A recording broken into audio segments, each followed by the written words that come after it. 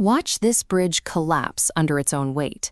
It didn't fail because the asphalt was cheap or the cables were the wrong brand. It failed because the builders laid the deck before they secured the support pillars. When people decide to start a podcast, they usually do the exact same thing.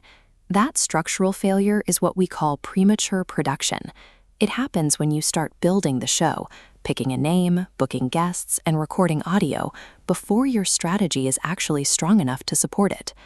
When podcasts fail, it is almost never because the creator bought a subpar microphone, chose the wrong hosting platform, or used basic editing software. Most creators rely on a standard launch checklist, which assumes the podcast is already worth making.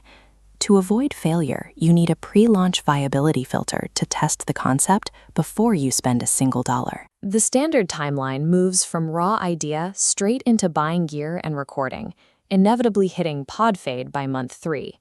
But the alternative path runs that idea through a rigorous framework to reach a definitive go or no-go decision before planning a launch. The ultimate objective before touching a microphone is not to force your idea into production. It is to rigorously determine if the podcast should exist at all.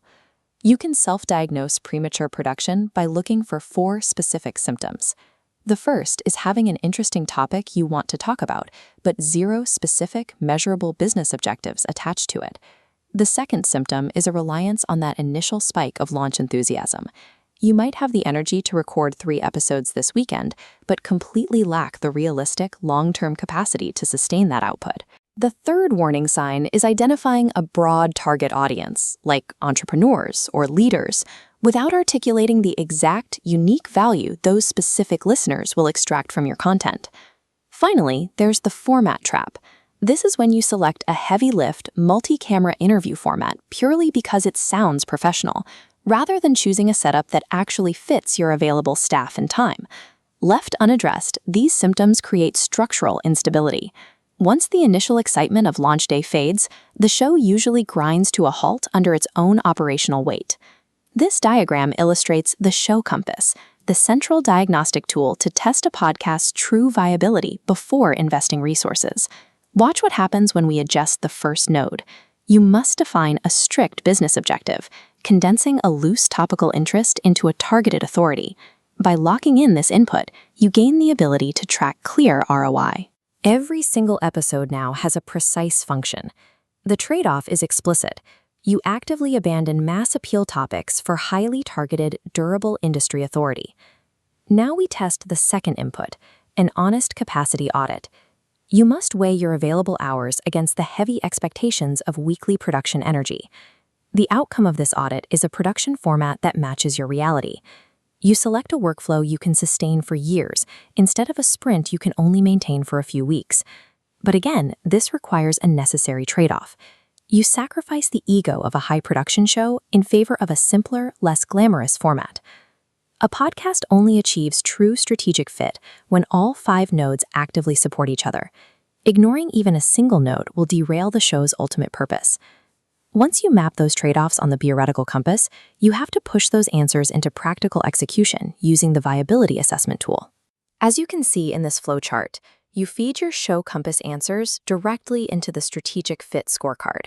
That score then routes you through a decision tree, mapping out 4 distinct paths based on the math. The result is a specific, objective score. By quantifying these variables, you add a layer of mechanical friction to the decision process, making it harder for excitement alone to drive the launch. The math does not care about your enthusiasm.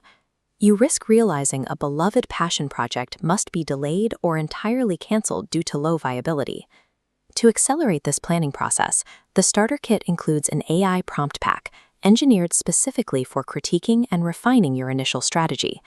These specific prompts allow you to rapidly improve and summarize your final podcast strategy statement without having to stare at a blank page. The necessary trade-off with AI integration is strict constraint. You must prevent AI from inventing unrealistic production timelines or completely ignoring your actual capacity limits. Together, these tools function as an uncompromising insurance policy. They systematically convert your emotional enthusiasm into a quantifiable, data-backed business decision. At the end of the starter kit framework, you will arrive at this matrix. It gives you one of 4 absolute outcomes: proceed, revise, pause, or reject. You only hit proceed when your inputs signal full strategic alignment across every single category. If you have misalignments in your available capacity or your target audience, the framework forces you into one of these 2 middle states.